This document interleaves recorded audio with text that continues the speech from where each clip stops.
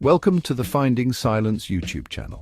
Today we will discuss the benefits of gardening and how to start building your sanctuary. Gardening is beneficial for the soul. It's a method for relieving stress. Working with plants allows us to connect with nature. We feel calmer, happier. Every garden can be a peaceful garden. It's about finding the right plants and creating a calming space. You don't have to be an expert to start gardening. Just begin with quality soil.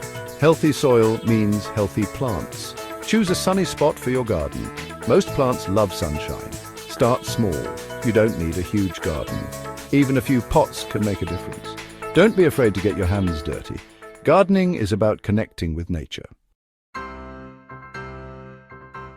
Some plants require extensive care. Some plants are quite easy to grow. Herbs like rosemary and thyme are very low maintenance. They smell wonderful too. Succulents are also very easy to care for. They come in many shapes and colors. For a splash of color, try lavender. It's beautiful and attracts bees and butterflies. Start building your sanctuary. Consider the atmosphere you wish to create. Soft colors like blue and green are very calming. The sound of water is very relaxing. Think about including a small water feature.